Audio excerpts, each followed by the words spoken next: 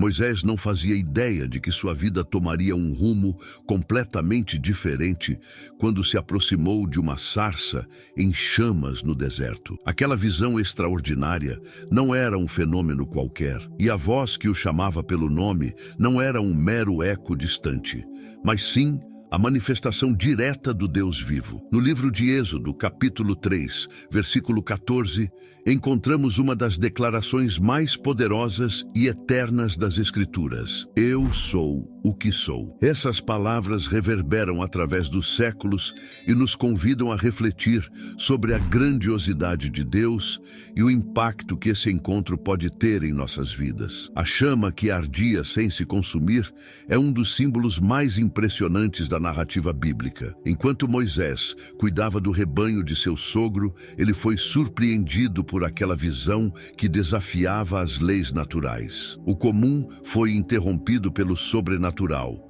e o ordinário deu lugar ao extraordinário. Aproximando-se, ele ouviu a voz do próprio Deus chamando-o pelo nome. Tomado por um temor reverente, Moisés retirou suas sandálias, reconhecendo que estava diante de algo sagrado. Esse momento nos ensina que Deus se revela como um ser santo, cuja presença transforma qualquer lugar em solo sagrado. Não era o chão em si que possuía algo especial, mas sim a presença divina que ali se manifestava. Ao longo da Bíblia, vemos esse padrão se repetir. Onde Deus está, há transformação. Sua presença não se submete às limitações do tempo ou da matéria, e aqueles que têm um encontro verdadeiro com Ele nunca mais permanecem os mesmos. Foi nesse contexto que Moisés recebeu um chamado aparentemente impossível: libertar o povo de Israel da opressão egípcia. Diante dessa missão gigantesca, sua reação foi de dúvida e insegurança. Ele questionou sua própria identidade e capacidade, perguntando: quem sou eu para ir até o faraó? Êxodo 3:11. O que se seguiu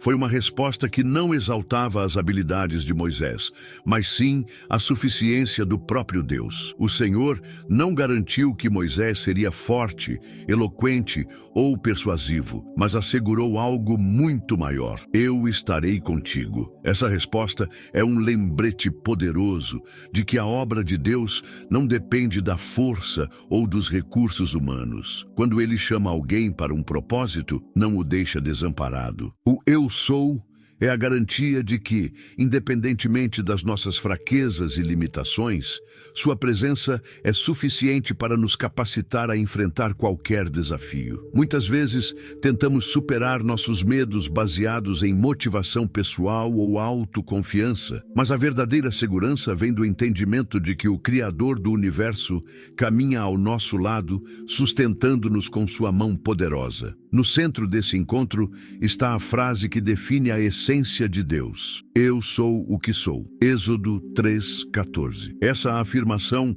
vai além de qualquer definição humana. Diferente dos deuses do Egito, que dependiam de rituais, templos e imagens para serem reconhecidos, o Deus de Israel transcende qualquer limitação. Ele não foi criado, não precisa de nada para existir, pois Ele mesmo é a fonte de toda a vida. Essa verdade se estende pelo tempo e chega ao Novo Testamento, quando Jesus declara: antes que Abraão existisse, eu sou. João 8:58. Ao dizer isso, Cristo não apenas se identificava com Deus, mas revelava sua própria natureza eterna, convidando todos a reconhecê-lo como Senhor. A história da libertação do povo de Israel não começa com o clamor dos escravizados, mas com a decisão de Deus de agir. Em Êxodo 2:24-25, lemos que ele ouviu o gemido dos israelitas e se lembrou da aliança que havia feito com seus antepassados. Esse lembrar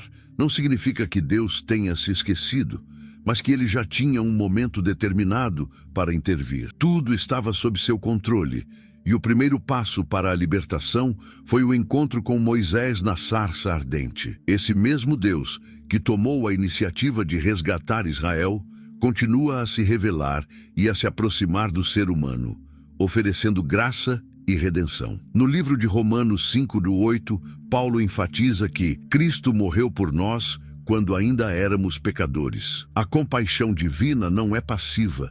Pelo contrário, ela rompe barreiras, resgata os que estão presos e chama cada pessoa para uma liberdade que só o Eu Sou pode conceder. Quando Moisés questionou como os israelitas reagiriam à sua mensagem, Deus não apenas deu palavras, mas demonstrou seu poder através de sinais. As pragas enviadas ao Egito não foram meras catástrofes naturais, mas manifestações do domínio absoluto de Deus sobre todas as coisas. A narrativa nos mostra que, quando ele se revela, sua presença transforma, liberta e convida cada um de nós a confiar naquele que é eterno, imutável e soberano sobre tudo. O Eu Sou demonstrou sua supremacia sobre as divindades egípcias, que eram veneradas como forças ligadas aos elementos naturais, como o rio Nilo, o sol e a fertilidade. Cada praga enviada ao Egito não foi um mero desastre aleatório, mas sim uma demonstração clara de que o poder que os egípcios julgavam possuir era, na verdade, extremamente limitado diante da soberania divina. Os falsos deuses, adorados com tanta devoção, não puderam intervir nem impedir o juízo que se abateu sobre a nação. No livro de Êxodo, capítulo 12, versículo 12, Deus afirma que executaria juízos contra todas as divindades do Egito, evidenciando que seu propósito não era apenas punir a nação opressora, mas revelar que ele, o Eu Sou, é o único e verdadeiro soberano sobre tudo o que os homens tendem a idolatrar. Diante de sua presença, nenhum outro poder ilusório permanece de pé. O povo de Israel, que até então era escravo, não dispunha de exércitos treinados nem de armamentos sofisticados para enfrentar a potência militar egípcia. Seu único recurso era confiar na promessa do Deus que havia garantido sua libertação. A Páscoa, instituída em Êxodo 12, 21 e 28, tornou-se um memorial desse livramento extraordinário. O sangue do cordeiro nos umbrais das portas simbolizava a fé na palavra divina, uma marca visível de confiança no Deus que prometeu que o destruidor passaria adiante e pouparia aqueles que obedecessem à sua instrução. Esse ato foi um sinal poderoso de que a salvação não viria pelo esforço humano, mas pela graça e fidelidade do Senhor. Quando chegaram diante do Mar Vermelho, a aflição tomou conta dos israelitas. Diante do perigo iminente e da impossibilidade de escapar com suas próprias forças, parecia que tudo estava perdido. Mas Deus mais uma vez provou que não há barreira intransponível para sua vontade soberana. Em Êxodo 14:13, Moisés declarou com autoridade: "Não temais, aquietai-vos e vede o livramento do Senhor." E então, em um dos momentos mais extraordinários da história bíblica, as águas do mar se abriram, permitindo que o povo passasse a seco. O Eu Sou mostrou ali que seu poder criador, que no princípio separou águas e terra, continuava agindo ao longo da história para redimir e libertar aqueles que ele escolheu. A manifestação desse Deus vivo e atuante não cessou com a travessia do mar. No deserto, Israel experimentou a fidelidade contínua do Senhor. Eles não foram deixados à própria sorte, pois Deus os guiava constantemente através de uma coluna de nuvem durante o dia e uma coluna de fogo durante a noite, Êxodo 13, 21. Essa presença visível reafirmava que Deus não apenas salva, mas também caminha ao lado de seus filhos, conduzindo-os e protegendo-os em meio às dificuldades. E mesmo quando enfrentaram fome e sede, a provisão divina nunca lhes faltou. Deus enviou o maná do céu e fez brotar água da rocha para sustentá-lo. Em Deuteronômio 8:3, Moisés relembra ao povo que o Senhor os alimentou com maná para ensinar-lhes que nem só de pão viverá o homem, mas de tudo o que procede da boca do Senhor. Essa lição transcendia a simples necessidade de alimento físico.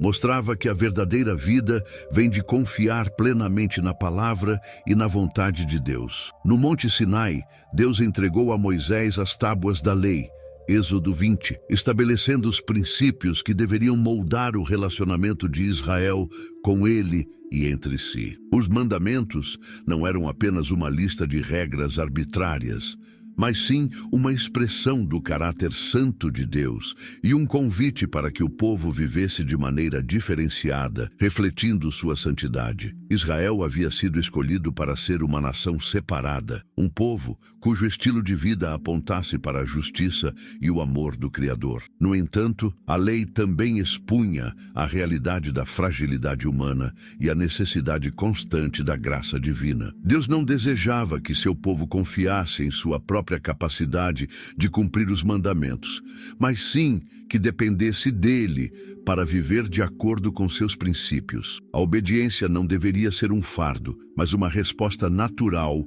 ao relacionamento com o Eu Sou. Mas, mesmo depois de testemunhar tantos milagres, o povo de Israel revelou sua inclinação para a idolatria. Durante a ausência de Moisés no Monte Sinai, os israelitas cederam à impaciência e construíram um bezerro de ouro para adorar. Êxodo 32. Esse episódio escandaloso mostrou a fragilidade do coração humano, que tantas vezes troca a presença real de Deus por substitutos vazios.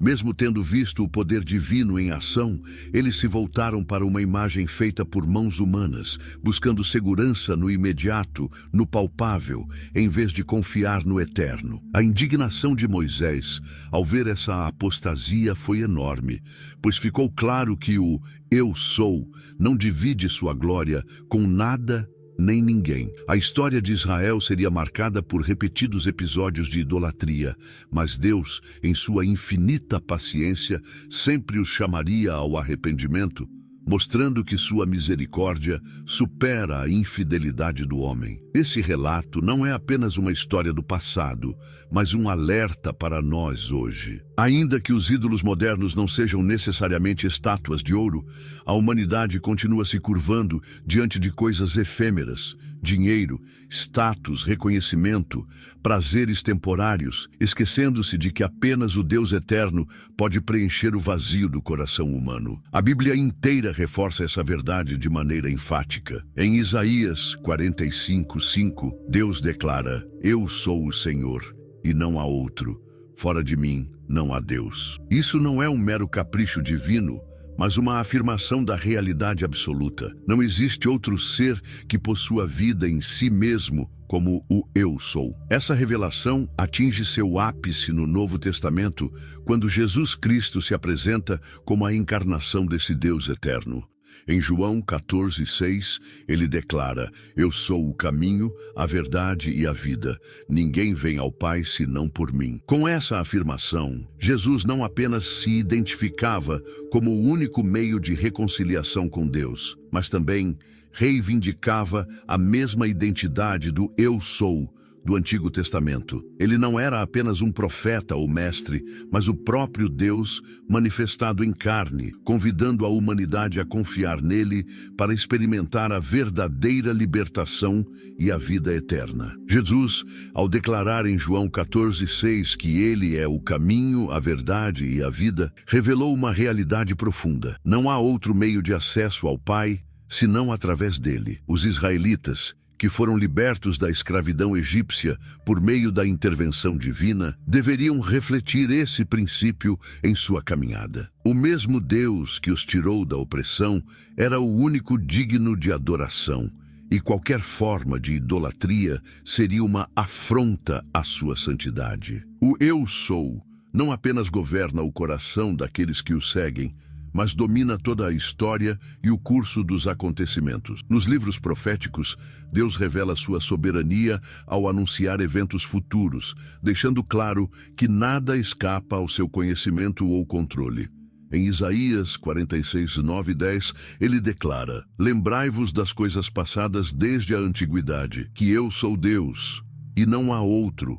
Meu conselho permanecerá, e farei toda a minha vontade. Essas palavras não apenas demonstram sua onisciência, mas reafirmam que tudo o que acontece segue um propósito maior dentro de sua vontade. Essa soberania, no entanto, não significa que os seres humanos sejam meros fantoches sem liberdade. Pelo contrário, Deus convida cada pessoa a cooperar com seus planos, ainda que muitas vezes a humanidade escolha caminhos contrários. O mais impressionante é que mesmo as ações motivadas pelo mal acabam sendo transformadas para o cumprimento do propósito divino. Um exemplo clássico disso é a história de José, que após ser vendido por seus próprios irmãos e passar por anos de provação, declarou em Gênesis 50:20: Vós intentastes o mal contra mim, mas Deus o transformou em bem. Isso revela que o Eu Sou não apenas rege os grandes acontecimentos cósmicos,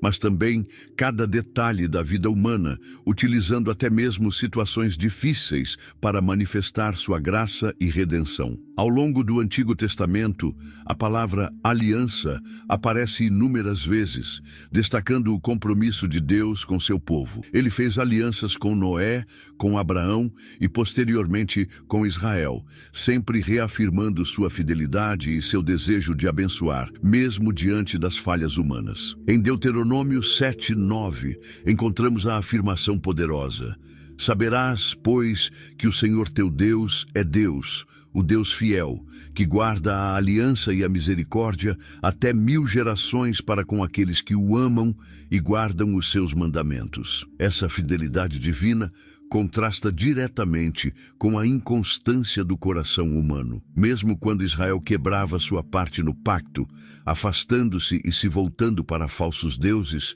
o Eu Sou insistia em chamá-los de volta. O livro de Oséias é um dos retratos mais emocionantes desse amor persistente, simbolizado na relação do profeta com sua esposa infiel. Deus, em sua paciência, nunca desistia do seu povo, sempre oferecendo uma nova oportunidade de restauração. Ao longo dos séculos, as profecias do Antigo Testamento apontavam para um Redentor que viria trazer libertação definitiva. Isaías 53 descreve com precisão impressionante o servo sofredor que levaria sobre si as iniquidades de muitos. Esse plano de redenção não era uma reação improvisada de Deus ao pecado da humanidade, mas algo cuidadosamente preparado desde a fundação do mundo. O mesmo Deus que se revelou a Moisés no deserto estava preparando o caminho para enviar seu próprio filho, que traria a salvação não apenas para Israel, mas para toda a humanidade. Quando Jesus veio ao mundo, ele não apenas anunciou o reino de Deus, mas encarnou a própria presença divina. Nos evangelhos, encontramos diversas ocasiões em que ele usa a expressão Eu Sou, revelando sua identidade divina. Em João 6,35, ele diz: Eu sou o pão da vida. Em João 8,12, proclama: Eu sou a luz do mundo. Essas declarações não são meras metáforas, mas afirmações diretas de que ele compartilha da mesma essência do Pai Eterno. A vinda de Jesus representa o auge da revelação divina. Em João 1,14, lemos que o Verbo se fez carne e habitou entre nós. O mesmo Deus que disse a Moisés: Eu sou o que sou, agora caminhava entre os homens, tocava os enfermos, consolava os aflitos e perdoava pecadores. A eternidade invadiu o tempo, mostrando que o desejo de Deus sempre foi se aproximar de sua criação. A cruz se tornou o ponto culminante desse plano, onde Jesus carregou sobre si os pecados da humanidade e quebrou a barreira que separava o homem de Deus. Sua ressurreição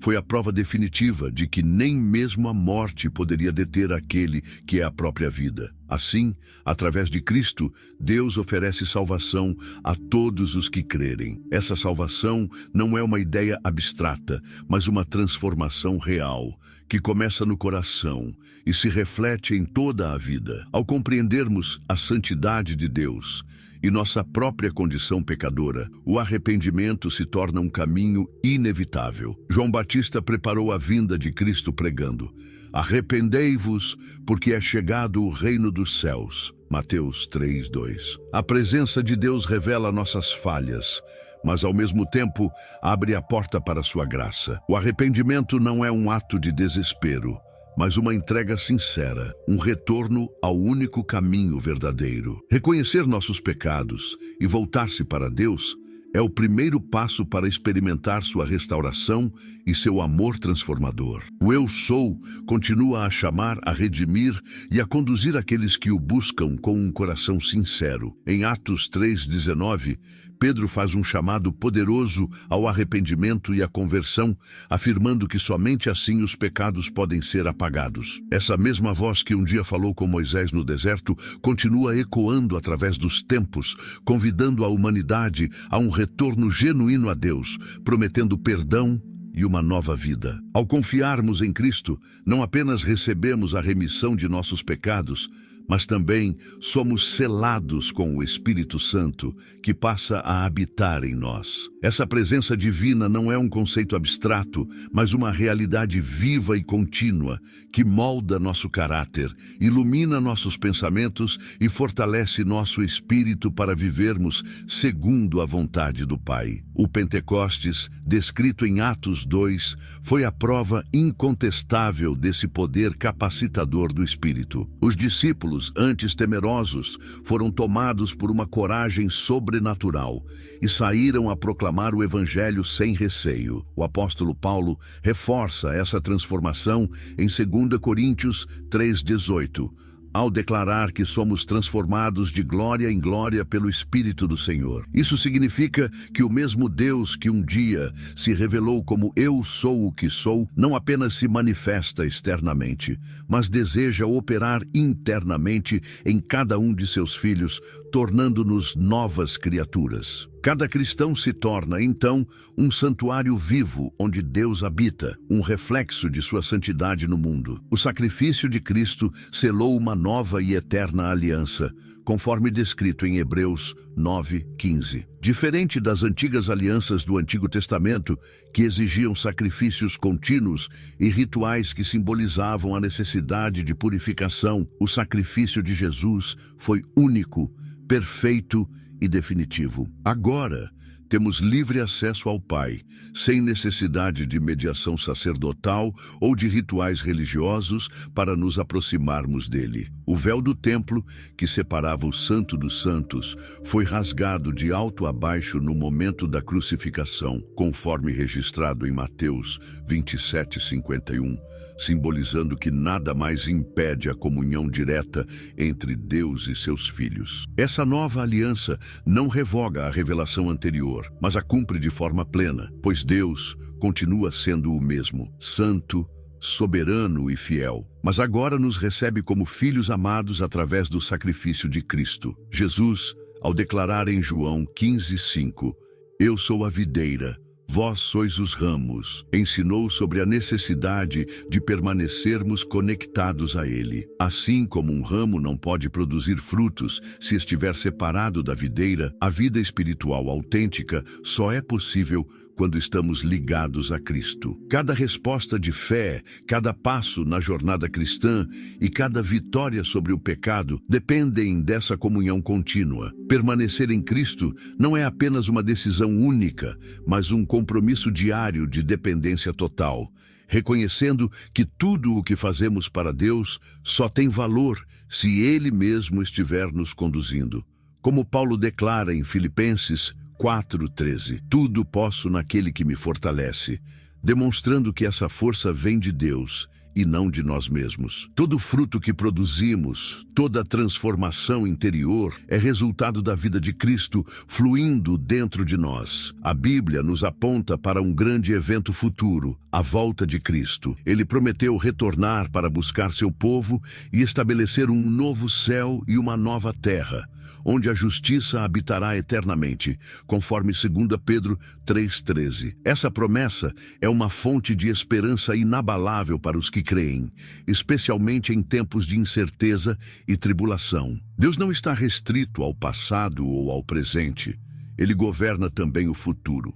No livro de Apocalipse 21, João recebe uma visão extraordinária da eternidade, onde Deus enxugará dos olhos toda lágrima e não haverá mais morte, sofrimento ou dor. Essa promessa gloriosa é a consumação do plano divino, quando todo o mal será definitivamente vencido e a criação será restaurada à perfeição original. A igreja, por sua vez, é a reunião daqueles que foram transformados por essa mensagem de redenção. Em Atos 2, vemos como os primeiros cristãos viviam em comunhão, partilhando o pão, orando juntos e sendo fortalecidos pelo Espírito Santo para testemunhar com ousadia. Essa comunidade não se baseia em tradições humanas, mas na pessoa viva de Jesus Cristo, que é o cabeça da igreja, conforme declarado em Colossenses 1:18. Quando nos reunimos como corpo de Cristo, experimentamos a graça de Deus de maneira coletiva, adoramos juntos, aprendemos uns com os outros e crescemos espiritualmente. Os dons espirituais são concedidos para a edificação mútua, e essa vivência comunitária é um vislumbre da eternidade, onde finalmente veremos Deus face a face. Jesus também nos deu uma missão clara: fazer discípulos de todas as nações, conforme registrado em Mateus 28:19. O mesmo Deus que se revelou a Moisés e que se encarnou em Cristo não está limitado por fronteiras geográficas ou barreiras culturais. Seu desejo é que cada ser humano tenha a oportunidade de conhecê-lo e experimentar sua graça redentora. A missão da igreja não é apenas preservar uma tradição ou ensinar um conjunto de doutrinas, mas anunciar um Deus vivo, que continua a transformar vidas e a operar em nosso meio. Em Atos 1:8, somos lembrados de que o Espírito Santo nos capacita para essa tarefa, tornando-nos testemunhas do Evangelho até os confins da terra. Assim, a mensagem do Eu Sou continua a ecoar, chamando todos a um relacionamento pessoal com Deus, a redenção e a esperança da vida eterna. O Espírito Santo nos foi prometido como a fonte de poder que nos capacita a sermos testemunhas de Cristo em todos os lugares, até os confins da terra. Da mesma forma que Moisés foi enviado ao Egito para anunciar a libertação do povo de Deus, também somos enviados ao mundo com uma mensagem que permanece imutável. Há um Deus, o Eu Sou o que Sou, que continua oferecendo salvação e transformação para todos aqueles que se voltam para Ele. A vida cristã, no entanto, não é um caminho isento de desafios, dúvidas ou lutas. Grandes homens da fé, como Abraão, Moisés e tantos outros, enfrentaram provações intensas, momentos de incerteza e obstáculos aparentemente intransponíveis. Entretanto, cada um deles encontrou em Deus a força necessária para seguir em frente. Sua fidelidade jamais vacilou, mesmo diante das fraquezas humanas. O escritor de Hebreus nos lembra, no capítulo 13, versículo 8, que Jesus Cristo é o mesmo ontem, hoje e eternamente. Esse versículo revela a natureza imutável daquele que declarou Eu Sou a Moisés. O caráter de Deus não se altera com o tempo. Suas promessas não falham e Ele jamais abandona seus filhos. Agarrar-se a essa verdade nos permite enfrentar as dificuldades da vida com coragem e esperança, pois sabemos que o mesmo Deus que abriu o Mar Vermelho e fez maravilhas no passado, continua operando hoje. Conhecer a Deus não se trata apenas de um exercício intelectual ou de uma coleção de informações sobre Ele, mas de uma experiência profunda e transformadora que altera completamente nossa perspectiva sobre a vida. O profeta Jeremias, no capítulo 9, versículos 23 e 24, nos adverte que a verdadeira sabedoria não se encontra na força, no conhecimento humano ou nas riquezas materiais, mas em conhecer e compreender quem é o Senhor. Essa revelação dá sentido e propósito à existência, pois nos mostra que há um Criador soberano que não apenas deu origem ao universo, mas que permanece ativamente envolvido com sua criação. Muitos passam a vida buscando preencher um vazio interior por meio de conquistas profissionais, realizações acadêmicas, bens materiais ou relacionamentos. No entanto, a verdadeira alegria e satisfação só são encontradas quando percebemos que Deus deseja caminhar conosco, guiando-nos, sustentando-nos e revelando sua presença em cada detalhe de nossa história. Quando compreendemos que Ele não é um Deus distante, mas sim um Pai que se importa conosco individualmente, encontramos uma paz e uma alegria que o mundo jamais poderá oferecer. Ao percorrermos as páginas das Escrituras, percebemos que esse Deus que se revelou a Moisés não é apenas um ser supremo e poderoso, mas também um Deus pessoal, presente e compassivo.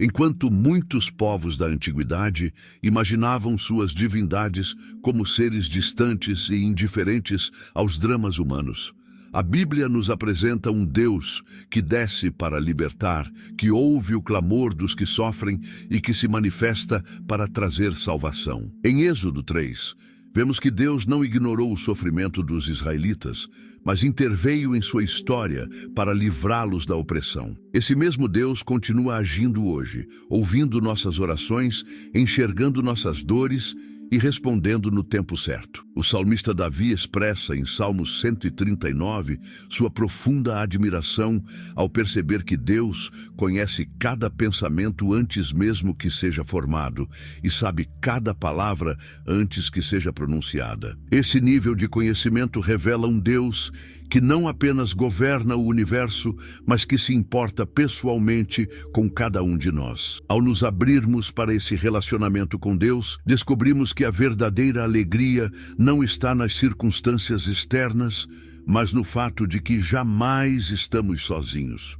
O mesmo Deus que conhece nossas fraquezas, nossos medos e nossas necessidades também nos sustenta e nos fortalece. Essa compreensão também transforma a maneira como enxergamos a nós mesmos. Se fomos criados à imagem e semelhança de Deus, como afirma Gênesis 1:26, isso significa que temos um valor inestimável e um propósito divino. Nossa identidade não está fundamentada no que fazemos ou no que os outros dizem sobre nós, mas sim no que Deus declara a nosso respeito. Quando compreendemos essa verdade, as opiniões alheias perdem o poder de definir quem somos e encontramos segurança naquilo que é eterno e imutável. O crescimento espiritual acontece à medida que nos aprofundamos nesse relacionamento com Deus.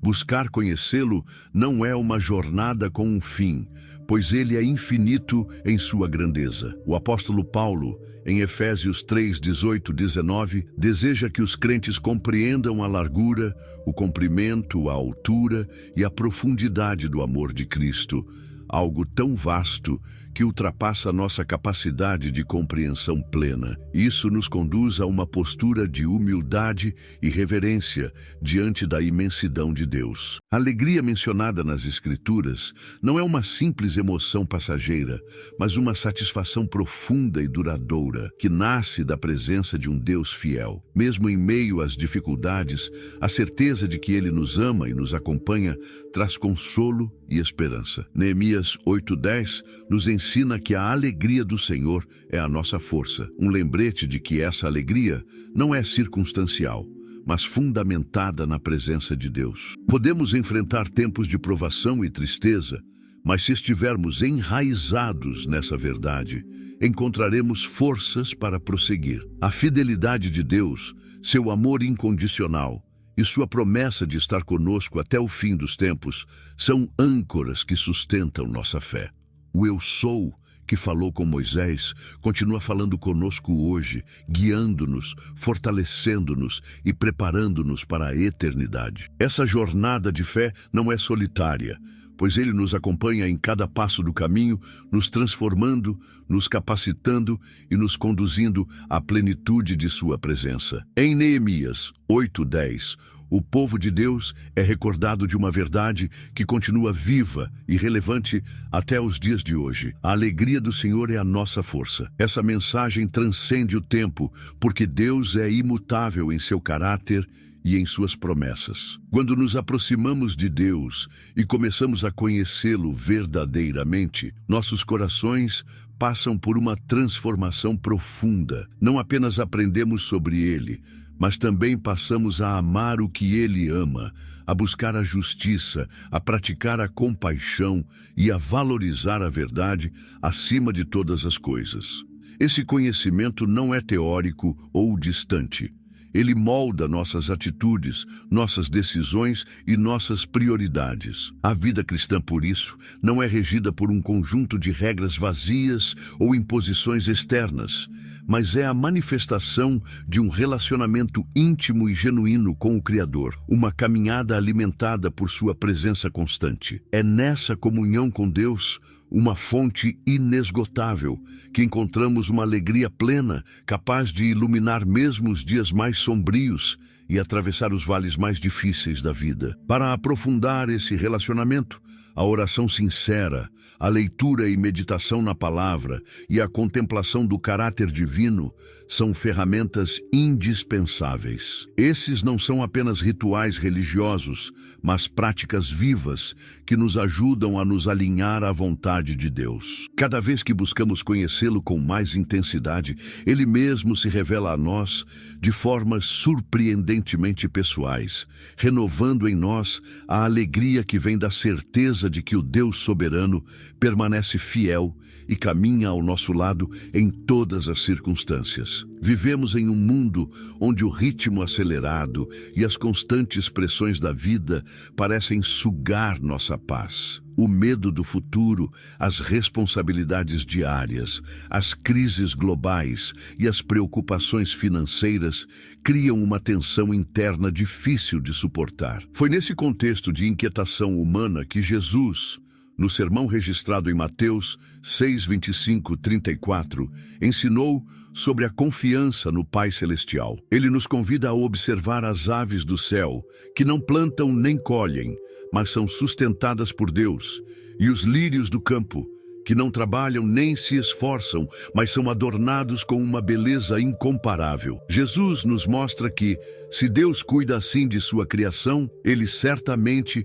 cuidará ainda mais de nós, seus filhos. Muitas vezes, a ansiedade nasce quando tentamos controlar aquilo que está fora do nosso alcance, esquecendo que Deus é quem tem o controle soberano de todas as coisas. A mensagem bíblica não nos incentiva a viver de forma negligente ou irresponsável, mas nos ensina a reconhecer nossos limites e a confiar em Deus para aquilo que não conseguimos resolver por nós mesmos. Em Filipenses 4, 6, 7, Paulo exorta os cristãos a não se entregarem à ansiedade, mas a apresentarem suas necessidades a Deus em oração com ações de graças. Quando escolhemos esse caminho de entrega, experimentamos uma paz que não pode ser explicada pelas circunstâncias ao nosso redor, mas que nos envolve e fortalece em meio às adversidades. Essa paz não é a ausência de problemas, mas a presença de Deus que nos sustenta em meio a eles. As Escrituras estão repletas de exemplos de pessoas que, em momentos de caos e provação, decidiram confiar em Deus em vez de se render ao medo. O profeta Elias viveu em um período de grande apostasia em Israel, quando os profetas de Baal dominavam o cenário religioso e político.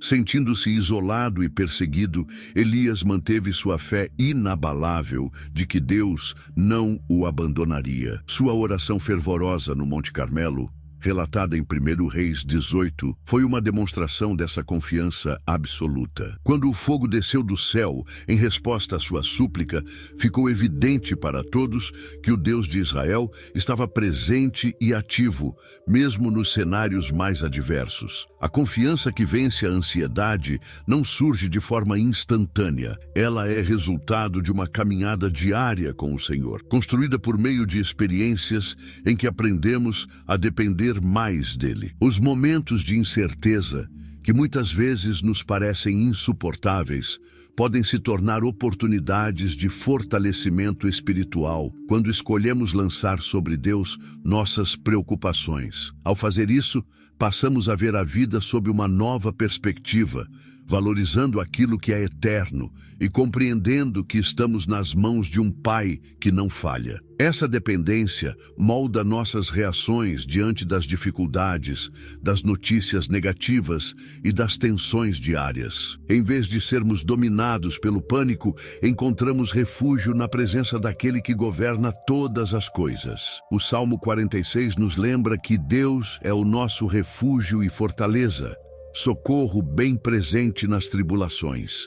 A ansiedade frequentemente cresce quando nos apegamos ao que é passageiro e efêmero. No entanto, quando fixamos nossos olhos nas promessas divinas, somos lembrados de que Ele é o mesmo Deus que sustentou o povo de Israel no deserto com maná do céu, que alimentou milhares com poucos pães e peixes e que fortaleceu seus discípulos após a ressurreição de Cristo. Essa confiança que brota do conhecimento de Deus não é apenas um alívio temporário, mas uma esperança permanente e firme naquilo que Ele pode realizar em nós e através de nós. Em Romanos 8:28, Paulo declara que todas as coisas cooperam para o bem daqueles que amam a Deus. Essa afirmação não significa que compreenderemos de imediato os motivos das provações que enfrentamos, mas nos assegura que Deus está no controle de tudo e tem a capacidade de transformar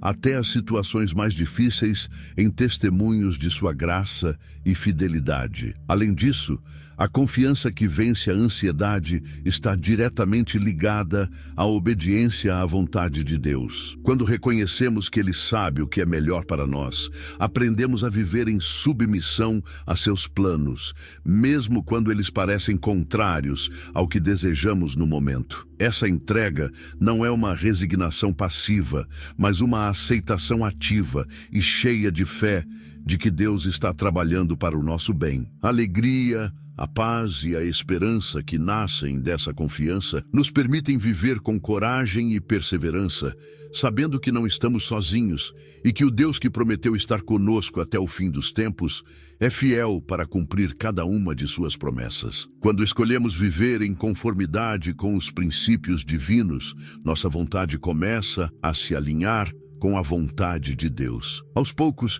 nossos desejos e aspirações deixam de ser guiados apenas por nossas próprias ambições e passam a estar sintonizados com o propósito maior de glorificar o nome do Senhor. Esse processo de transformação interior nos liberta do peso da incerteza e nos conduz a uma paz genuína, aquela que excede todo entendimento. Essa paz não é um mero sentimento passageiro ou algo condicionado a circunstâncias favoráveis, mas uma realidade profunda que invade o coração daqueles que decidem lançar suas ansiedades aos pés do Senhor. Em João 14:27, Jesus afirma que a paz que Ele dá não é como a paz que o mundo oferece, pois não depende de estabilidade externa, mas é uma paz interior, permanente, que fortalece e consola a alma. Quando essa confiança se torna uma prática diária, nossa vida deixa de ser dominada pela preocupação constante e passa a ser um reflexo da certeza de que Deus está presente em cada detalhe. O Deus das Escrituras não é uma força impessoal ou uma ideia abstrata. Ele se revela como um ser vivo que ouve e responde, que fala e consola, que instrui e corrige. Sua revelação ao longo da história mostra que Ele sempre desejou um relacionamento íntimo com suas criaturas. Desde os tempos antigos, Ele se fez conhecido por meio de suas interações com os patriarcas e profetas. Em Gênesis 12, por exemplo, Ele chama Abraão para uma jornada de fé, demonstrando que é um Deus que guia os passos daqueles que confiam nele. Essa proximidade se torna ainda mais evidente quando Deus se faz carne e habita entre nós na pessoa de Cristo, como descrito em João 1:14. Esse momento marca o ápice da revelação divina, pois mostra que Ele não é um Deus distante, mas um Pai que deseja estar presente em nossa jornada. Servir a um Deus pessoal significa ter a certeza de que nossas orações não são palavras jogadas ao vento, mas que são ouvidas por um Pai amoroso. Em 1 Samuel 1, vemos o relato emocionante de Ana, uma mulher que, angustiada por sua esterilidade, derramou sua alma diante do Senhor. Sua súplica sincera foi atendida e ela recebeu a bênção de ser mãe de Samuel. Esse não é um caso isolado. Em toda a Bíblia, encontramos histórias de homens e mulheres que encontraram em Deus não apenas um refúgio em tempos de aflição, mas um amigo fiel que caminha ao lado de seus filhos. Esse relacionamento pessoal se fortalece ainda mais quando entendemos que Deus não apenas conhece nossas dores, mas também se compadece delas. Isaías 53 profetiza sobre o servo sofredor que levaria sobre si as iniquidades de muitos. Séculos depois, Jesus cumpriu essa profecia ao assumir nossas fraquezas e se identificar com nossas limitações. Ele experimentou fome, sentiu tristeza, chorou e foi tentado, mas permaneceu sem pecado, conforme Hebreus 4:15. Isso significa que ele não apenas entende nossas angústias de maneira teórica, mas se importa conosco de forma real e profunda. Quando compreendemos essa verdade, nossa vida ganha um novo significado. Orar deixa de ser uma repetição mecânica de palavras e passa a ser um diálogo sincero com aquele que conhece cada detalhe de nossa existência. O salmista expressa esse sentimento de intimidade ao afirmar que Deus recolhe nossas lágrimas em seu odre, como se cada sofrimento fosse contado e valorizado. Salmos 56:8. Esse cuidado pessoal nos leva a servir a Deus não por obrigação, mas por amor. Quando reconhecemos o quanto somos amados, nossa resposta natural é desejar agradar ao Senhor e refletir seu caráter em nossas ações. Outro aspecto fundamental de servir a um Deus pessoal é a direção que Ele nos oferece. Em Provérbios 3:5-6, somos incentivados a confiar no Senhor de todo o coração e a não depender de nosso próprio entendimento. A promessa é clara: se buscarmos a Deus, Ele endireitará nossos caminhos. Isso nos livra da solidão de tomar decisões sem direção, pois sabemos que contamos com a sabedoria do Criador, que vê além do que conseguimos enxergar. Viver sob essa orientação não significa que nunca enfrentaremos desafios, mas sim que não precisaremos enfrentá-los sozinhos. O mesmo Deus que guiou Abraão, Moisés e Davi continua guiando cada um de seus filhos hoje. Essa relação de proximidade e confiança com Deus também se manifesta em nossa disposição para sermos instrumentos de bênção na vida dos outros. Quando compreendemos que Deus está ativamente envolvido em nossa história, somos impulsionados a agir como Ele agiria. A compaixão, a hospitalidade e a generosidade deixam de ser meros deveres religiosos e passam a ser expressões naturais de quem já experimentou o amor divino. Em Tiago 2, a fé verdadeira é apresentada como inseparável das obras. Não basta dizer que cremos em Deus, se essa fé não se traduz em atitudes concretas que demonstrem sua graça ao mundo. A palavra de Deus deixa claro que esse relacionamento pessoal não está restrito a líderes religiosos ou a pessoas extraordinárias. Ele se estende a todos que desejam conhecê-lo e seguir seus caminhos. Homens e mulheres simples, como os pescadores que Jesus chamou para serem seus discípulos, foram transformados por esse encontro com o Senhor. Pedro, por exemplo, era um homem comum, impulsivo e cheio de falhas. Mas Jesus o chamou para andar ao seu lado e o capacitou para ser um dos maiores líderes da igreja primitiva. Esse mesmo convite continua válido hoje para todos aqueles que anseiam por um relacionamento genuíno com Deus. Em Apocalipse 3:20, o Senhor faz uma promessa poderosa: eis que estou à porta e bato. Se alguém ouvir a minha voz e abrir a porta, entrarei em sua casa e cearei com ele, e ele comigo. Essa declaração mostra que Deus deseja mais do que rituais religiosos ou adoração distante. Ele quer comunhão, proximidade, um relacionamento íntimo baseado no amor e na confiança. Diante dessa verdade, somos convidados a abrir nosso coração e permitir que Deus transforme nossa vida. Ele não impõe sua presença, mas espera que voluntariamente o busquemos. Aqueles que aceitam esse chamado descobrem uma alegria que não pode ser substituída por nada neste mundo. Descobrem um propósito maior do que qualquer conquista terrena. Descobrem que em Deus há descanso para a alma, esperança para o futuro e segurança que jamais se abala. Assim, servir ao Eu Sou não é um peso, mas um privilégio incomparável. Nada pode impedir a proximidade entre Deus e aqueles que o buscam com sinceridade.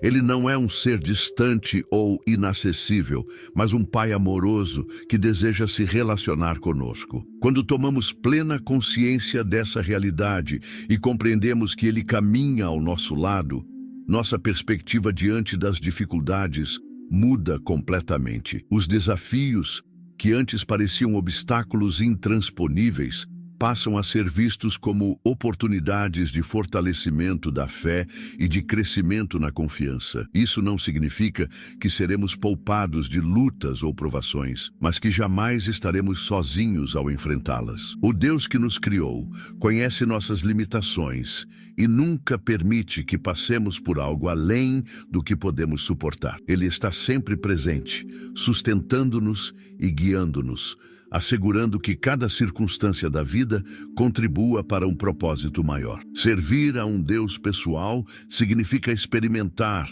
ainda nesta vida, as primícias de uma comunhão que se estenderá por toda a eternidade. Essa relação não se limita a momentos específicos ou a lugares sagrados, mas se manifesta em um estilo de vida que exalta a grandeza de Deus em cada atitude, pensamento e decisão. Em João 4:23, Jesus ensina que o Pai busca adoradores que o adorem em espírito e em verdade, elevando a adoração a algo que transcende cerimônias ou tradições religiosas. Deus não está interessado em ritos vazios ou em aparências exteriores, mas em um coração humilde e sincero que reconheça sua soberania e o busque em todos os momentos da vida. Ao observarmos o Antigo Testamento, vemos que o povo de Israel foi chamado a adorar a Deus não apenas no tabernáculo ou no templo, mas em seu cotidiano. As festas, os sacrifícios e as ofertas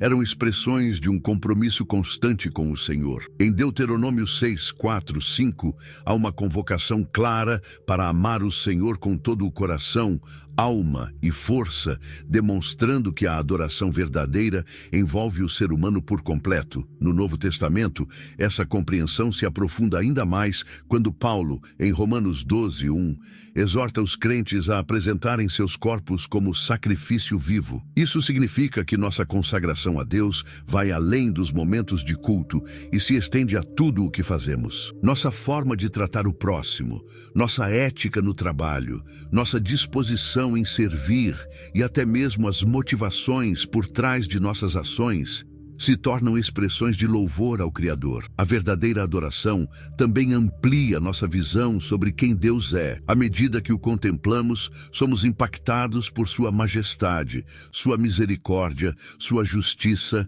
e sua fidelidade. O salmista Davi, no Salmo 103, convida sua própria alma a bendizer ao Senhor e a não se esquecer de nenhum de seus benefícios, reconhecendo que lembrar das maravilhas que Deus já realizou fortalece nossa fé e nos enche de gratidão. Esse exercício de trazer à memória as ações de Deus em nossa vida nos impulsiona a adorá-lo com sinceridade e entusiasmo. A música e os cânticos são formas belas e poderosas de expressar essa adoração, mas a essência do louvor está no coração quebrantado e humilde. Nos dias de Jesus, muitos religiosos estavam presos a ritos externos, sem qualquer transformação interior, e o Mestre os confrontou ao afirmar que eles o honravam com os lábios, mas seus corações estavam distantes. Marcos 7:6. Essa advertência continua atual, nos lembrando de que a adoração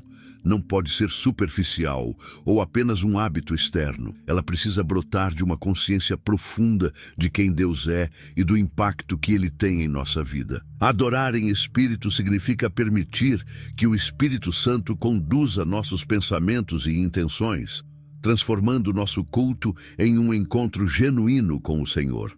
Em 2 Coríntios 3:17, Paulo declara que, onde está o Espírito do Senhor, aí a liberdade, indicando que a presença de Deus nos concede plenitude para adorá-lo sem barreiras. Já a adoração em verdade implica viver de acordo com a palavra, alinhando nossas ações com os ensinamentos das Escrituras. Isso significa que nossa adoração não se limita a momentos específicos, mas se reflete em nossa obediência, em nosso caráter e na maneira como vivemos. Quanto mais conhecemos a Deus, mais sentimos o desejo de exaltá-lo com todo o nosso ser. Esse relacionamento de adoração não transforma apenas a nós mesmos, mas também influencia as pessoas ao nosso redor. Quando nossa devoção é sincera, transbordamos amor, paciência e misericórdia, tornando-nos testemunhas vivas da bondade de Deus. Aqueles que convivem conosco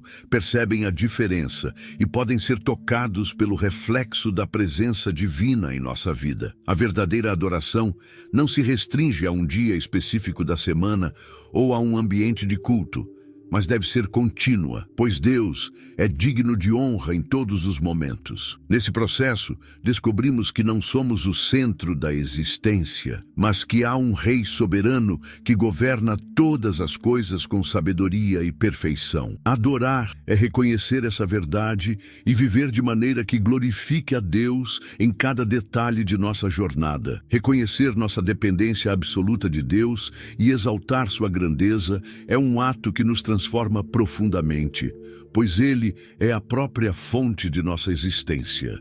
Esse entendimento gera humildade em nosso coração, nos ensina a renunciar ao orgulho e nos convida a uma vida de obediência e reverência diante do Todo-Poderoso. A Bíblia nos mostra que o mesmo Deus que se revelou a Moisés deseja ser conhecido por todas as nações. Quando Jesus entregou a grande comissão, conforme registrado em Mateus 28, 19 e 20, ele nos confiou a missão de fazer discípulos, batizando-os e ensinando-os a obedecer seus mandamentos.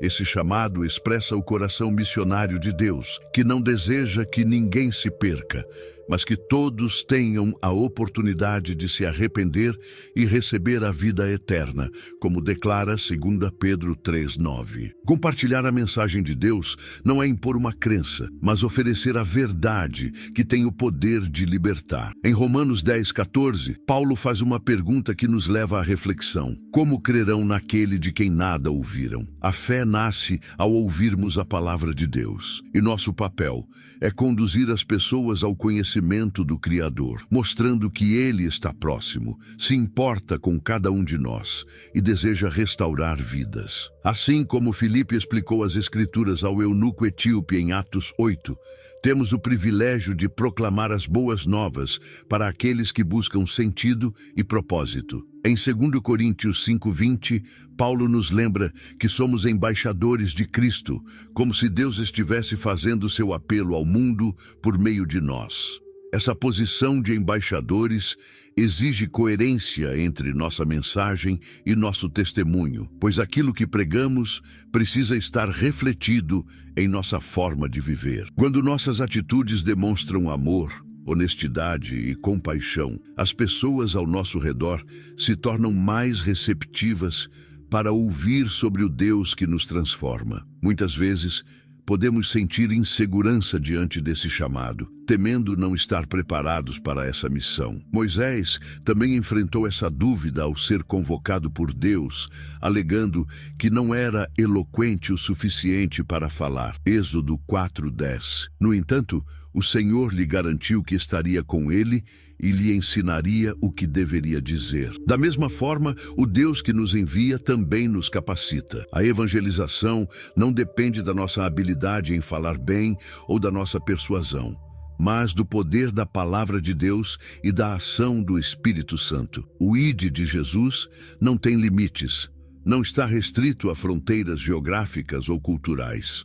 Há pessoas próximas de nós que vivem sem esperança e precisam ouvir que há um Salvador que pode restaurá-las. A mensagem do Evangelho atravessa todas as realidades, sendo proclamada tanto nos lares, nos ambientes de trabalho, quanto nos lugares mais remotos do planeta. Quando anunciamos essa verdade, estamos apresentando um Deus que se tornou acessível em Cristo e que continua estendendo sua mão para resgatar aqueles que o invocam. Durante seu ministério na Terra, Jesus não fez distinção entre as pessoas. Ele se aproximou de samaritanos, curou enfermos, acolheu pecadores e recebeu crianças. Sua compaixão ultrapassou as barreiras sociais e culturais de sua época, mostrando que ninguém está excluído do convite divino. Esse exemplo nos ensina que a missão de Deus nos chama a superar preconceitos e a enxergar o valor de cada indivíduo,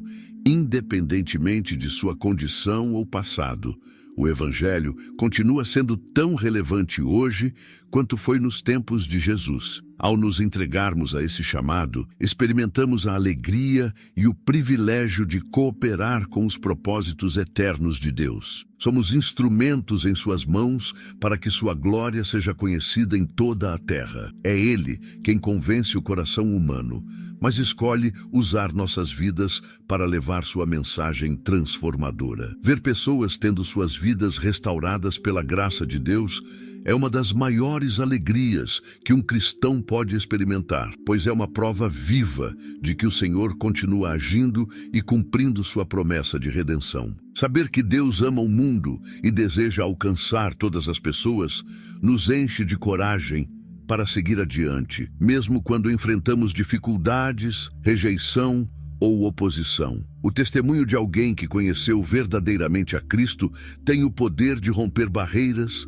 iluminar corações e transformar vidas. Embora o inimigo tente silenciar a verdade, as palavras de Jesus nos dão segurança. As portas do inferno não prevalecerão contra a igreja. Mateus 16:18. Com essa certeza, seguimos proclamando a palavra com ousadia, sabendo que Deus cumprirá seus propósitos em cada lugar onde sua mensagem for anunciada. Lembrar que Deus é eterno nos leva a refletir sobre nossa própria eternidade. A Bíblia ensina que esta vida é passageira, mas que nossa alma foi criada para algo muito maior do que o tempo terreno. Em Eclesiastes 3:11, lemos que Deus colocou a eternidade no coração do homem, e esse anseio pelo eterno só pode ser plenamente satisfeito no próprio Deus. Jesus afirmou com clareza: "Quem crê em mim tem a vida eterna." João 6:47. Quando vivemos com essa perspectiva, nossa maneira de encarar desafios, perdas e até mesmo a morte muda completamente. Em Cristo, a eternidade já começou, e a morte se torna apenas uma passagem para a plenitude da presença de Deus. Ao chegarmos ao fim desta reflexão, contemplamos aquele que disse a Moisés: "Eu sou o que sou", e que em Cristo se revelou de maneira ainda mais profunda. Esse Deus eterno, soberano e pessoal nos convida a viver uma vida marcada pela fé, pela esperança e pelo amor. Não importa quão difíceis sejam as tempestades que enfrentamos, Ele permanece firme como uma rocha inabalável. Ele nos chamou para viver na liberdade que vem de sua presença, servindo-o com gratidão e proclamando que somente nele encontramos a verdadeira vida. O chamado de Deus, que ecoou desde os tempos do deserto até os dias de hoje, continua vivo e nos convida a nos aproximarmos do Eu Sou com confiança. Quem Ele é transforma quem nós somos, e sua eternidade envolve nossas limitações, conduzindo-nos a um propósito muito maior. Se essa mensagem tocou seu coração, lembre-se de que o mesmo Deus que falou a Moisés ainda fala conosco hoje. Não guarde essa verdade apenas para si, compartilhe-a com aqueles que precisam conhecer a Deus e experimentar sua graça. Que o Senhor renove sua fé, fortaleça seus passos e o mantenha firme até o dia em que estaremos face a face com Ele. A Ele seja toda a honra, toda a glória e todo o louvor para sempre. Amém.